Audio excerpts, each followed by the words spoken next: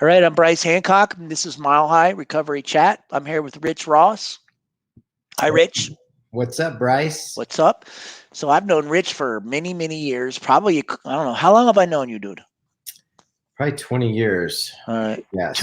Two decades. That's a long time. Yeah, for sure. So, yeah. And so how long have you been sober? Well, the first time I was sober about 13 years, from 19 to about 32, 33. Oh. And then I started thinking I had everything under control and just kind of started lightly and worked my way up to another mess till about 2012, January 20th, 2012. So I'm almost I'm over 9 years. That's good. That's so awesome. you had what was your catalyst? I think, let's just talk about it. You had a DUI or something, right? Looking back, the DUI at that time was the worst thing that ever happened to me. Really? It was the worst timing. I was going through custody stuff, and I didn't have a gig. Life was pretty close to rock bottom before I got the DUI, and then I got it. So I tried to definitely figure out ways to get around it. And, you call the phone number in the morning, and you have to call in every day, and you go in, and you have to blow certain days or pee in front of the guy, Yeah. And so, it was always, the first time took a little while till I warmed up to him, He's like, yeah. We talked, and I was just like, I can't even believe I'm going through this, especially at this time in my life. But now I look back, and it probably saved my life. It was the best 12 grand I ever spent.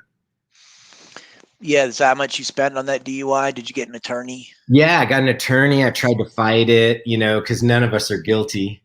And you know how it is. I mean, we're all in caught. You're pissed off you got caught, right? Yeah, I didn't even drink that much that night. But looking back, I was very fortunate to have the experience, and I tried to fight and get out of all this stuff. But I just, once I embraced it, there was a couple of things that happened. Our teacher in the alcohol class had told a story, and I was always curious. She kind of had a limp, and she's a really nice older lady, and very soft-spoken, and she had kind of a limp. And I was like, what is her relation with doing this class, this alcohol class? And I had never really learned about alcohol and the effects and that kind of stuff.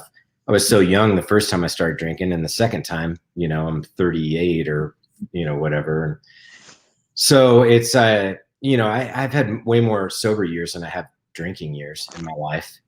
But this lady told a story, and I'd never forget it. And she said she was driving down the highway in Dallas, and there was a guy sitting in the middle of the highway, and he was drunk, and he tried to commit suicide by hitting someone head on, and it was her.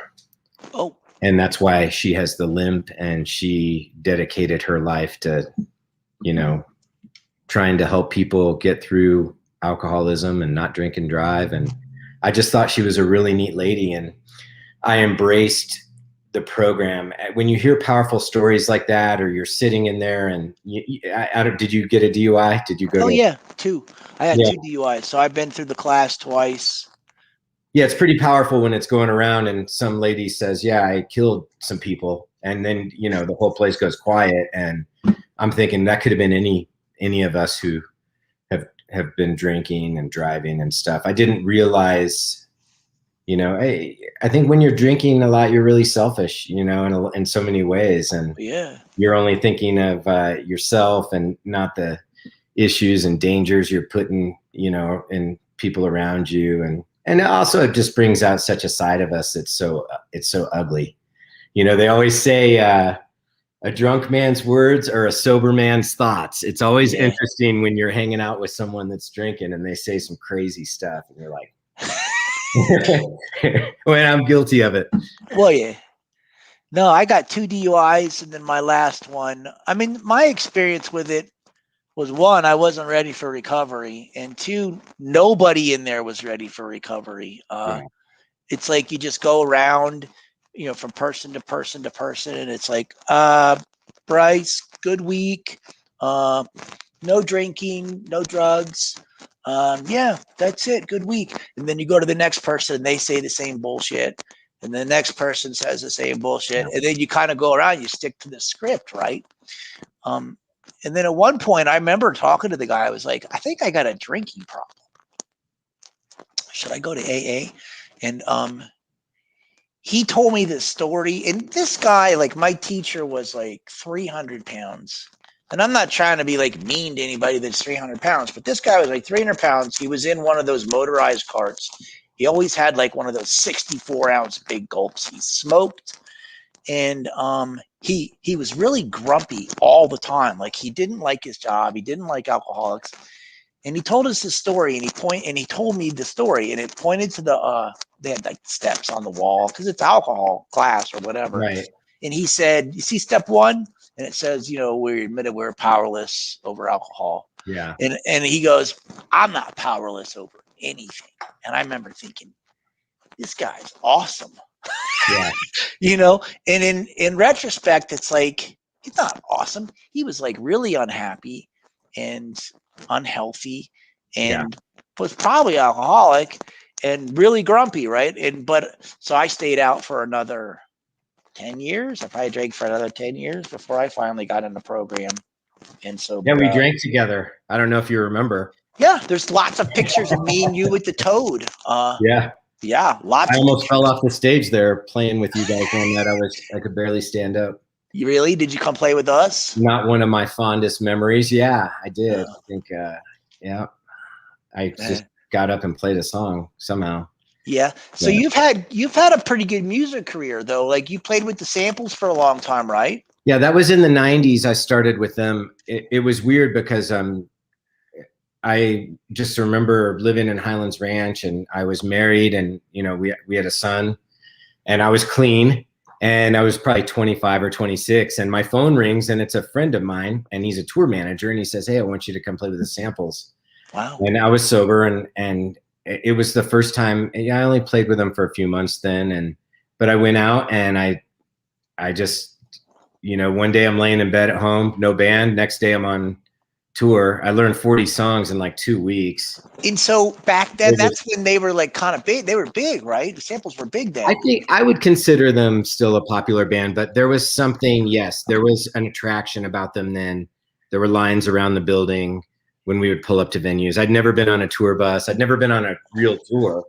So, I mean, they made fun of me all the time, and most guys were partying, and I didn't party, and I was married. Yeah. But it was the first time in my life that I truly felt freedom and happiness. And I knew that, that's what I want to do with the rest of my life. And I had spent so many years, as you know, playing in high school and junior high, and I was always in popular local bands. But once you get a taste of that and you get to experience being on stage and looking out and not knowing a person out there, and people are so appreciative. And, I really bonded with Sean, the singer, and Rob, and the drummer, who I'm still in touch with. I still play with them sometimes. Yeah. But I wish it would have lasted longer at the time. But, my life is kind of all these weird chapters that have gone together, and some are so amazing. And then when I make some bad decisions, they're not so amazing. Yeah. Chapters, but it got me going with them. But I have played with them off and on for 20 years now. And so that was a weird time, or not weird time, but it was like there was a bunch of bands, right? Like Hootie and the Blowfish, and Dave Matthews Band, and a bunch of you guys, right? And then like Freddie Jones Band, as usual, like some bands take off, some don't, and there's a lot of luck involved. Or whatever. And your team, I mean, it just depends. I can look at all of these different bands I've been in. I've always, the late 90s changed my entire life, because that's when I met a lot of these guys that were in big bands back then, and people that are in my life now who became very well known in music. And it gave me the opportunity. Here in Denver, we're kind of on an island, but it gave me the opportunity to have these relationships and go out and spend time on the road with these guys and see what it's like and what's going on. And I guess, I mean, there were a few guys that were like mentors to me, definitely in sobriety, because I've had a friend that's has 30 years of sobriety, and he's always, when I started drinking again, he was the first one that kind of took note and said, hey man, you know, don't let something bad happen to make you have to quit. He's like, there's a reason you quit the first time. Let's take you know, a look at that. And then the next week I got the DUI. Oh, you know, that's funny because you quit so young that first time. And then, so Yeah. you probably had the suspicion, well, maybe things were just going poorly and I'm not really alcoholic. Yeah. Well, you know, I think everyone questions that. Am I alcoholic? I hear it all the time. People say, oh, that guy's not an alcoholic, or that guy's not. The alcoholic's always the last one to find out. You know, it's like, I mean, everyone around me knew, like, this guy's a wild, you know, drinker. Yeah. As a teenager. I mean, I grew up with alcoholic parents. You know, I don't know if you know this, but my mom shot and killed my dad when I was 12. So Yeah, I heard that story. Has not been, it was not something that was laid out normal. You know, I had band member friends raise me. I mean, it was very unusual, and you know, I'm grateful. I still have those same people in my life, but at 19, I knew my life was out of control, and like if I kept going, I wouldn't probably live. Well, that's why it's referred to as a chronic disease. That means that once you cross a certain line, you can never go back. You quit for 13 years, picked it up again, and you identify as an alcoholic, correct? Yeah, absolutely. I mean, it's so funny. We try not to, right? No one wants to admit that. I mean, no one wants to be in a, you know, the program that I'm involved in has changed my life. I mean, and I got sober in 2012, and it took a little while for me to kind of get a grip on things. I moved a few places. I left Denver and went to LA for 8 or 9 months, and then I came back to Denver. Then I went to Tampa, and then I was still kind of finding my way. And then, you know, some friends of mine were playing down there, and they said, you should come to Nashville. You should be playing music. And I always had the fear, once I got back involved with music, that, you know, I'll probably, you know, I didn't want to fall off. And I wasn't in a program then, but I did have some kind of mentoring me around then. And that I was very close with, and guys that I grew up idolizing. And that's a powerful thing. When you really look up to someone and you don't want to let them down, you try harder. And that's the great thing about being in a program, is you've got a bunch of people around you that are there supporting you. But, you know, moving to Nashville like changed everything for me, because it got my career going again. It got that excitement and the drive to play music. And I have, you know, I know everybody there. I'm so fortunate to have all these awesome friends. And man, I started praying every day. I started breathing. I started trying to, you know, I've always worked out. I've always trained.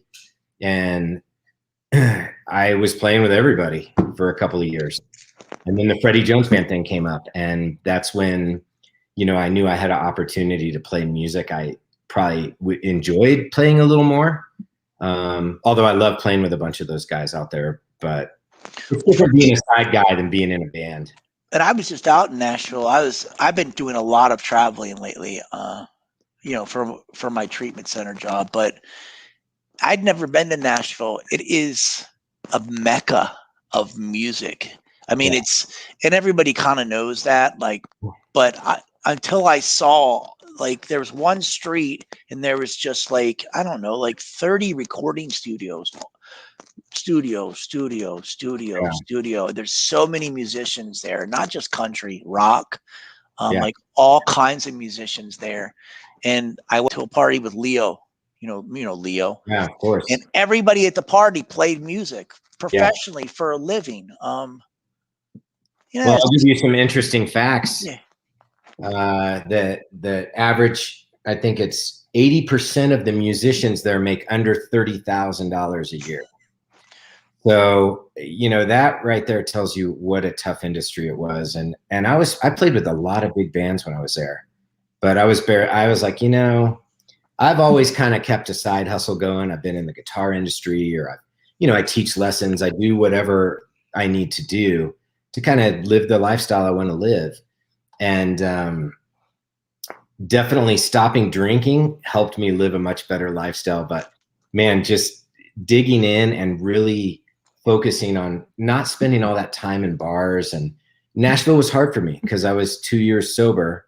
And, I lived with one of the guys from Luke Bryan when I first moved there. And he, did a lot of great things for me and introduced me to a lot more people. And that really got my confidence going and got me to focus and have that excitement and drive to play music again. And I'm so grateful that he's the one that said you should move here. To Nashville? Yeah, he was in Tampa. They were playing. And I was there, and he goes, I don't know why you're not playing music. He's like, you got to move up to Nashville. And a week later I did. And I was like, because to me, my life since I sobered up is about experience. It's about the experience. It's about having joy in my life. I stopped chasing money. I stopped, thinking that money was going to bring me happiness. And it's like you have this spiritual hole, and we try to fill it with chicks and money and whatever you think that, when the reality is you're just empty. Yeah. And I lived my whole life that way. We grew up poor, and I had years that I did really well financially. And then I had years that I did horrible. And then going through a custody thing, I mean, that pretty much wiped out everything I owned. That's never fun, man. Yeah, it took me 10 years to get out of that mess. And but it's, who do I blame? I blame me. I got myself into it. It was my decision. My daughter's got a wonderful mom, and, I just try to be cool with everybody now and try to be on the up and up. So let's talk about that, because I know, like, I'm in a program. That's how I got sober. And so, like, when you're alcoholic or you're addicted and you're in active addiction, taking the substance out is just the first part, right? And so for me, you take the substance out and I'm like depressed, anxious. I hate everybody. I'm miserable. And it's like, in retrospect, I know what that is. That's untreated alcoholism, right? And you found a program kind of after you'd been sober for a little while, right? I'll tell you, I made a huge mistake because when I moved to Santa Monica, there was a meeting right around the corner. Bravo program, and our friend Sonny does the one at Bravo. Yeah, so of the restaurant. I love that one. So they told me a bunch of people said you should hit this meeting over there, and I was like, you know what? I don't need that. I don't need any of that. Yeah. I got this. I talked to a couple guys in the program, and I got this thing, and so I didn't go. And looking back, I regret it, but I'm thankful. Sonny was on my show. Yeah, he's a great guy. He helps a lot of people, and that's what we're here for. Like, there's something powerful about sharing experience and sharing. Oh, dude, it's huge. So who talked you into going? So this is what happens. Okay. Years go by, my career's going good. I mean, you've seen it all unravel. I mean, I'm so blessed to be living this life, and I've moved everywhere. I've got the experience of living in all these different places, and so everything's going great. And then I moved back to Denver because I started dating a girl here, and I never really wanted to come back to Denver. I have a lot of memories here that probably aren't good for me, and my family was here. My dad shot and killed down the street here, and just weird stuff that goes through your mind when you're driving around. And but I came back, and I guess it was kind of to clear stuff up, and that's kind of what I've been doing. The pandemic hits. Another friend of mine calls me one day and he says, hey, why don't you hop on this meeting tonight with us? So I'm in the pandemic for a month, and I'm gonna be honest, I was going a little mad, being home and everything I've worked for. I'm like, how long is this going to last? Yeah. And it's like, I've worked so hard to get what we've accomplished in, 6 years. And I can't even explain the hours. Like I work every day and I put my heart and soul into it because I love doing it. And when this is over, the next thing's gonna open. And that's how I live my life now. It's like, hopefully this isn't over for a while, but if it is, I'm confident something awesome is going to happen after that. If I keep practicing, these principles I've learned in my program and keep working on myself.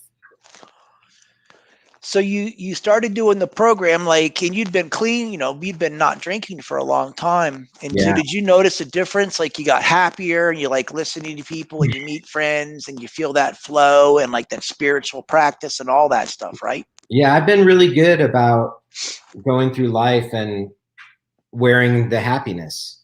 Even when I was a teenager, I mean, kids that knew me didn't know what happened in my life. Kids at school, because I'm a happy person.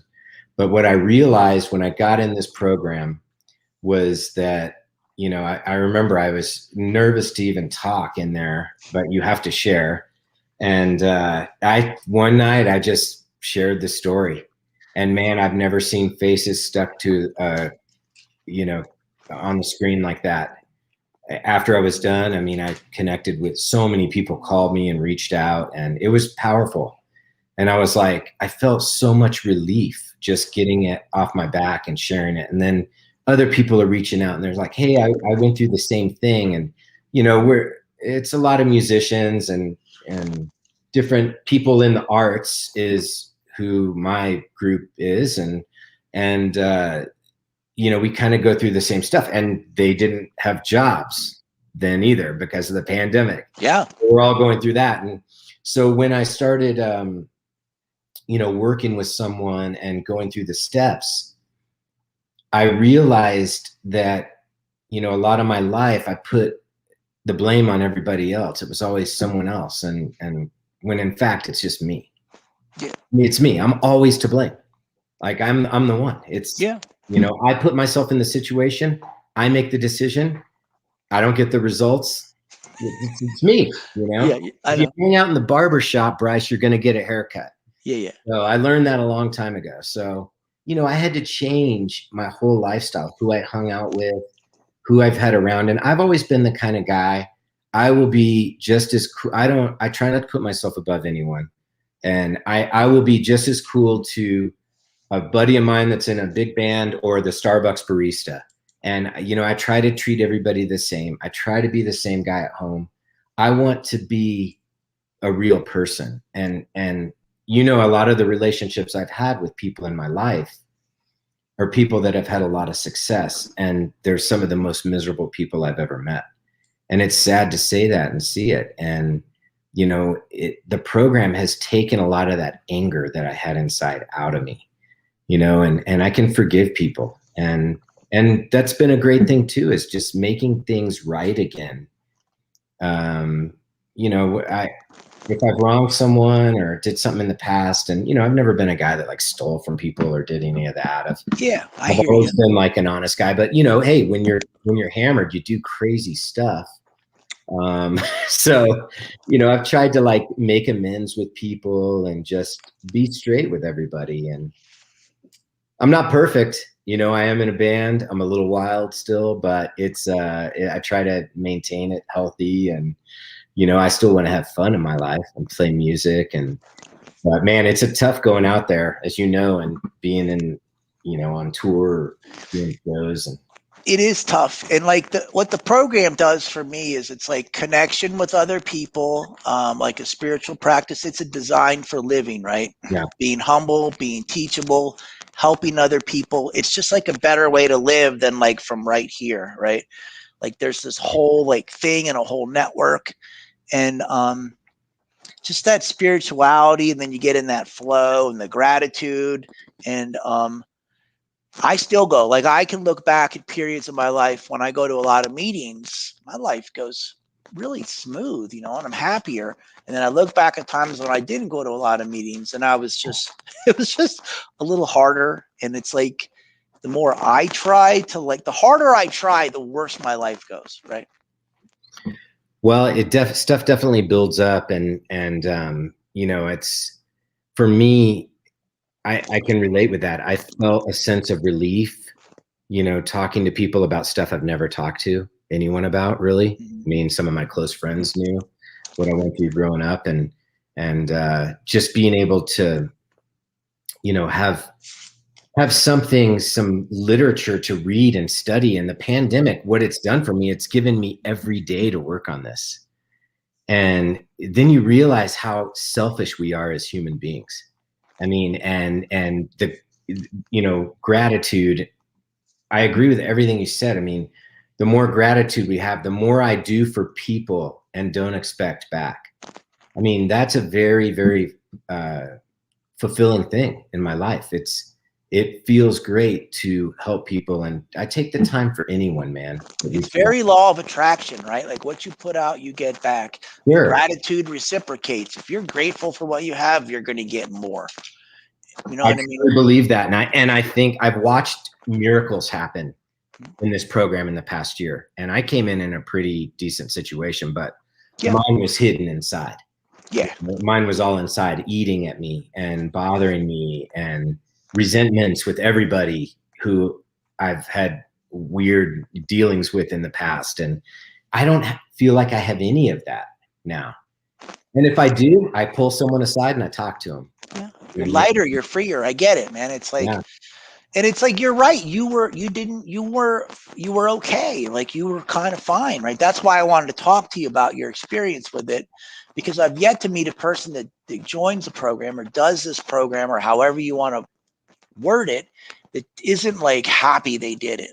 Do you know what I mean? Yeah. People Like are very intimidated before they go in. And I've weird. spent a lot of time talking to people, and I've been told, oh, you know, I'm not going to, that's a cult. That's this, that's that. Hey, let me tell you something. I mean, being a drunk is probably the worst thing that I would rather be in a cult. I would rather be in a, you know, I mean, living the lifestyle I was living is, I don't think there's anything that's much worse. I mean, that's something that's like you're drinking poison, and it's just brutal. And yeah. I never ever want to go back to that lifestyle because I've seen what's on the other side now. Yeah, and I try to help my friends suffering, but you know, there's only so much we can do. It's like, look how many friends we've lost in the past year to alcohol, just guys that you and I know. Yeah. I mean, it's insane. Yeah. No, a lot of people. It's a fatal disease, right? Chronic, progressive, fatal disease. It's also predictable disease, right? And so it can be. It's avoidable. It's preventable. You know what I mean. You don't have to go down the road. You just kind of have to do certain things. Most people don't want to do those certain things. Does Static go to your group?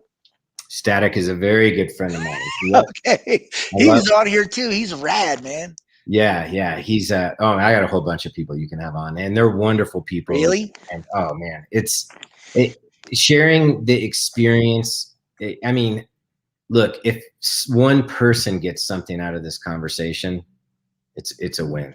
Yeah. I mean, I can't tell you how many people have reached out to me over the pandemic, because I'm known as the sober guy the past 9 years. And I mean, everyone from athletes to musicians to, you know, people I meet in the store. I talked to a guy at the food store, you know, that somehow I got brought up. I told him I'm a sober guy, and I talked to him for 20 minutes, man. And it is a very powerful thing that takes us down.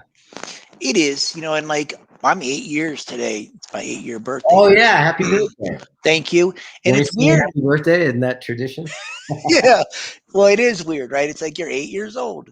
But it's like my sobriety's front and center. Like I've like yours is too, but mine is like my career, right? Like it's like my identity now, yeah. Which is kind of weird sometimes, you know. I don't know. Well, you're living it, and I mean, the only way to be. People always ask me. They're like, you know, I get so many emails and texts about like, hey, can you help me get in a band that's popular? Or can you help me do this? It's like, when you want to do something, you just have to live it. Like everybody's like, how do you do that? I just live it. So whether it's sobriety, whether it's music, whether it's whatever I'm going to do on the side again, which I will have some kind of side deal going eventually. I haven't the past few years because I was so busy in the band, but the pandemic brought that back around. I was like, oh man, I should have had something. Yeah. And I saw I think one of your last gigs, it was at the Soil Dub. It was your birthday, right? When's Yeah. your birthday? What's the date? February 28th. That was our last show. Yeah. And then blam, everything like changes and it's over, right? Like touring is over for everybody. It's done. That night for me was one of the most special gigs that I've ever had in my life. To have that date land in Denver, my hometown. You know, I just moved back and, you know, my girl was there. All my friends were there. You know, people came out to support the band. The show was sold out. And crowd was packed. Yeah, it was, and our singer, you know, I'm very close with him. He just said some really kind things over them. We don't have anything scripted out. We just go and, you know, just the feeling of that night was so amazing. And then a month later, the feeling was not amazing. I know, it was really weird. I got really kind of, yeah. Yeah, I was like, and I was thinking, you know, I'm fine. Well, you know, this summer we'll start playing again. Then summer hits, and I'm doing the same thing every day. But by then, it was, you know, after about a month, I started the program in April, and I go 5, 6, 7 times a week, just depending, and you know, and I've got this whole new group of friends, and it's you can really tell through the pandemic when the band's not playing, when, you know, that kind of, you know, electricity's not happening. It kind of woke me up a little bit to see who's reaching out, who's not, who's in my life, you know. Yeah, but it's like your sense of well-being's got to come from here. It can't come from shows. It can't come from anything external, right? It's got to come from inside. And that's the best part. And the best thing that I learned during the pandemic is that, you know, we are who we are as people when that pandemic started. Who you are at home that whole year, that's the person you are. The band doesn't make me, you know, none of that stuff makes me. But we get so in, you know, we're so sucked into everyday life. And my life is at band. I work all day. I didn't have time to work on my problems. I didn't have time to do any of that. And the pandemic gave me that time. I had no choice. I'm like, okay, now let's talk about stuff that happened as a teenager. Let's talk about things that I did that I feel remorse for. Let's, you know, and these discussions started happening. And really, it changed my life, man. It really made me think differently about a lot of things and the way I've dealt with a lot of things, but also knowing that I have to let those go. And those are in the past. And, you know, every day I just try to I worry about today. You know, I'm not thinking about tomorrow right now. I'm just focused on today and just trying to be of service to whoever I can and just be a good person all around. And, you know, it's not always easy to do because we get tested. There's a lot of upset people roaming the streets right now that aren't living their life that way. No, right. They're not. So I wanted to say another thing is that, you know, everybody, dude. Like, I mean, you know, everybody. Like, I don't care who it is on Instagram, what band they're from, what country they're from. I'll be looking in there. You're in the picture with them. Man, it has been a dream, right? I can't even tell you.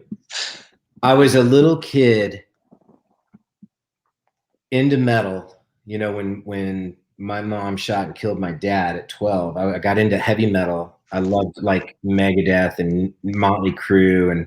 Nikki Sixx was my first favorite bass player. But I remember I had these posters up on the wall and I used to look at them every day and think someday I'm going to meet those guys, you know, and there's different bands. And now I'm friends with all of them. Of course. Yeah, that's it. You are. Yeah. There's something about that's powerful. My girlfriend always says, she goes, I've never met anyone like, dude, I just picture myself doing it. And I just manifest it. And somehow I cross paths with someone and I meet them. And dude, relationships take a long time to develop. And a lot of these people I met in the 90s, and I wasn't close with them in the 90s. It wasn't till after that and hanging with people over and over. And, you know, and when you're around the scene, you kind of get to know the other guys in the other bands and actors and whoever else. And that's something that we don't have a lot of in Denver. And there's been a few bands that have made it out of here that have become popular and stuff, and we know them. I mean, but it's just, we don't have an industry here that's like that. So I was very thankful to have those opportunities in the 90s to meet these guys. And I always tell them a story too. I was like, oh, when I was a little kid, I would look up thinking I was going to shake your hand one day, you know, and it's just like, it's one of those weird things. And music's a powerful thing. It's brought many people into my life I never anticipated. Right. And it's just powerful. Cool. Hey, I'm on the podcast, buddy. Go to timeout. Yeah, you know, he's playing his video game and he came down. He probably wants, I don't know, macaroni and cheese or something. Yeah, right? Yeah. But yeah, I can honestly say, Bryce, I have lived a dream. Like, if everything stopped today, it's my experiences, like the social media is 10% of what I've got to experience and do. And I'm so grateful for all these friends and people in my life and guys like you and Chris and all my, Denver friends and stuff. And it's been great seeing you turn your life around. Thank you. It was a trip. Oh, I remember. It's been a trip. Yeah. You're a different person. And that's what this program does. My first year, I can remember living in LA, and 6 months after being sober, the first few months I stayed with a friend out there, and he had this huge house. I mean, he was like, he was like the Tommy Boy kind of, he inherited a gas pipeline company or something. I don't know. He lived in this big house, and he said, oh, you can stay with me and come out here. And I remember walking outside in the front one day, and it was raining, and I was like, I can smell the rain. And I was like, there's somebody cutting the grass. I'm like, I can smell the grass being cut. I hadn't smelled that in years. And I realized I had so much alcohol and whatever else I was putting in my body going in, my senses were dead and they were starting to come back alive. And I could smell things, and it was the weirdest thing to think, wow, I'm starting to feel alive again. Yeah. I'm not living that daily routine of like waking up, I'll never drink again, and then that night you're out with everybody. It's like, yeah. How many times do you say that? I don't know. I was such a late stage alcoholic for so many years that I never said that. I had this aha moment being in a meeting, and this woman said that her husband left her. And so for like a week, she drank the way she always wanted to. And I had this like revelation that I drank the way I wanted to for decades, 2 decades. Like nothing slowed me down. Nothing was going to slow me down. So I was in such a fog for months after I finally got sober. I was dying. The doctor said, you're dying. I give you a year to live if you don't stop drinking. And I couldn't stop. I kept drinking. I drank for well over a year. I'd lost the power of choice. I just kept drinking. It's like, I knew I was dying, but it's like every day, it's like, I'm not going to die today, right? I'm just going to get drunk today. Yeah, right. And it just went on, and it just went on, and it just went on like Groundhog Day.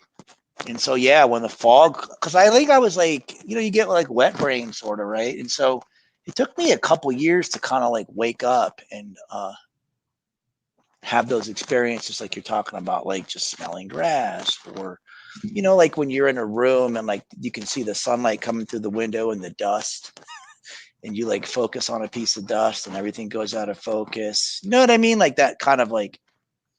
You mean natural senses that a human being should have? Yeah, like what other people call life. Yeah. Yeah. I mean, I remember being a little kid and riding my bike and living in Kentucky and smelling the way it smells outside and all that. And I swear I didn't smell those like scents for years. But now I catch myself looking at the sunsets. I lived in Tampa for years, so I was always out in St. Pete watching the sunset and just, taking the day in and feeling just grateful for everything that's happened in my life. Even on the bad days, you got to be thankful that we're here. Yeah, dude. recently, like I said, I've been traveling. I went down to New Orleans. I was driving through swamps, like actual swamps, like crying because it was so beautiful. I was in Arizona a few weeks ago, driving to Sedona, like crazy beautiful, Yeah. right? Like in Nashville, super beautiful, and like all these like weird experiences. And I know it's just normal. That's that's the thing for me that, you know, I never got a chance as a young man to travel. We didn't go anywhere. We didn't do family trips. And that first samples tour was so eye-opening, seeing all of the East Coast in, you know, in a few month period.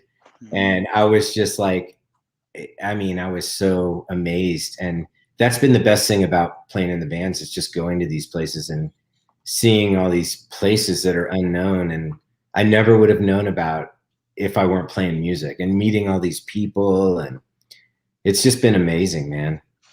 So when are you going to start playing again? I saw you have a gig. It's coming up like 8 days from now. Yeah. We have 3 shows. It's been tough to get booked again, coming out, because everyone's trying to get booked. Oh. Especially in the places that we play. They're smaller, so there's a lot more bands playing that.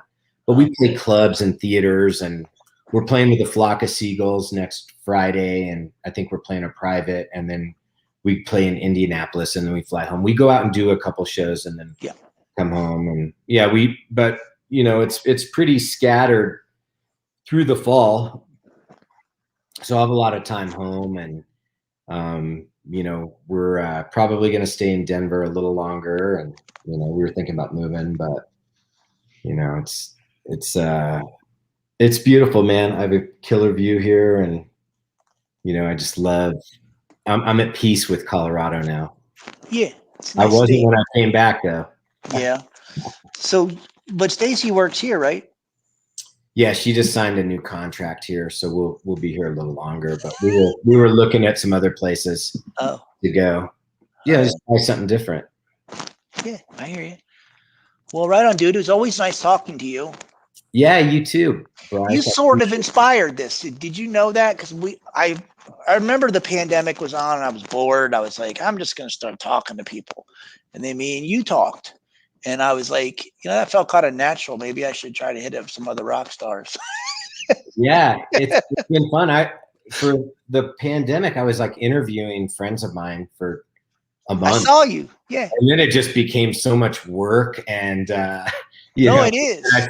I started to feel the effects of the pandemic, and I was doing them like every other day. And I just started to feel the effects of being worn down and from the pandemic, and figuring out like, what is my life going to be this year? And it was very unusual. So I actually stopped doing that. And, but I've always thought I might do it again. But I'm glad you're doing it. I saw you were doing it, and it's powerful. Well, this is kind of my thing. Like I don't know. When I first got sober, I did the Bryce Hancock show, and I just was interviewing people, but I had no intention. I had no reason for doing it.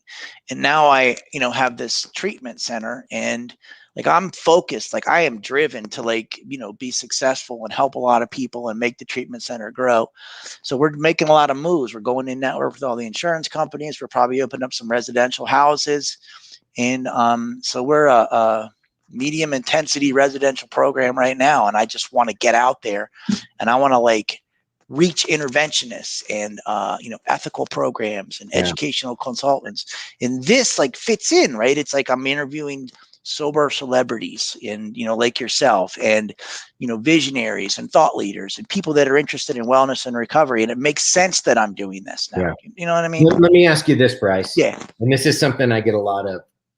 What does someone do if they want to get help? I mean, you've got your houses and your you know, recovery centers. I mean, what do you recommend to people that want to get help? I honestly think everyone's different.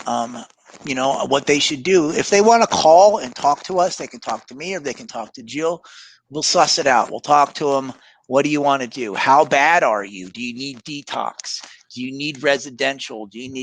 What kind of insurance do you have? I hate to say it, but that's important, right? Like that determines, like, you know, the insurance card in your wallet. They have a list of what they're going to pay for, because these services are expensive. If you don't have any insurance and you don't have any resources, there's still ways to get clean and sober. There's always a way to do it. You just need to reach out and someone like me or Jill will direct you to where you need to go. And it's also, I hate to say it, but a lot of times it's like if you don't have a lot of resources, it's kind of how bad you want it. Yeah. You It can is get how bad sober you on. want it. It's Yeah, how bad you want it, and the fact that what you're willing to do for it. And I'll tell you this: I was willing to do anything to feel good again. yeah, I was willing to do anything to have my music career back again, and it's all happening. I'm proof. It can happen. yeah. Do I want it to be bigger? Yeah, sure. But hey, I'm glad it's here. I'm glad I'm living the experience. And I always tell people just to reach out and start talking to people. And it's hard, so hard for people to reach out and say, "Hey, man, I need help with this." And it's something that's very powerful. But I've always, like I say, I've been blown away at the amount of people that reach out that I never suspected would have an issue, because we don't know what No, people. you don't know, and you hide it. That's part of that's part of the disease, right? What I know, what doesn't work, and that's doing nothing Right. or continuing to do what you're doing. It will kill you eventually because that's what it does. The disease wants us dead. And I know it's hard, like when you're like in active addiction, to think, well, I want to be like Rich Ross. You can't get there in a day, but you can reach out for help and kind of stop the downward slide. And then you can kind of like go back up that direction, right? Yeah, to me, it's like momentum. It's like once I got through 6 months, I was like, okay, I want to see what a year feels like. And then I get to a year and I'm like, oh my gosh, this is amazing. And then I get to 2 years, and that's when things really started taking off for me. Yeah. Well, But it also was a risk. It's tough. I packed up and moved. Somebody said, hey, you should just sell everything you have and move. And I did. And who does that? I mean, I owned a house in Islands Ranch. I had a good life here, but I wasn't fulfilled inside like I wanted. I wanted experience. I wanted to have joy in my life. And I wasn't getting it here at that time. But change of scenery is always a good thing. And you yeah, can always go back. And here I am. yeah. You can always go back, right? But you got to let go of certain things. Like, we hold on to things, like, and they're Yeah. good things. But when you're holding on to things, there's no room for that next thing to come into your life. Yeah, I agree with that completely. And spiritual growth is painful. Okay. And you people are scared to really put heart and soul into stuff these days, whether it's work or anything that's going to be a risk. I mean, this is your life. This is and it's work. To be sober is a lot of work, and especially playing in a band, dealing with all the characters I have to deal with. It sometimes it gets overwhelming, but that's why the Nashville thing wasn't the best fit for me. So when I saw a way out of there, I definitely took it. Mm-hmm. Everyone drinks out there, so it's Mm. like the drinking capital. It's part of the lifestyle. It's part of the Yeah. culture. Well, when they're singing songs about it, and they're, every video is them doing shots and stuff. It's like, you know what? I've been there and done that, and that's not what I'm looking for. I would rather not play music than go back to that kind of lifestyle. But I don't have to do that now. I mean, I just found the alternate, and it was out there. Yeah. It takes looking.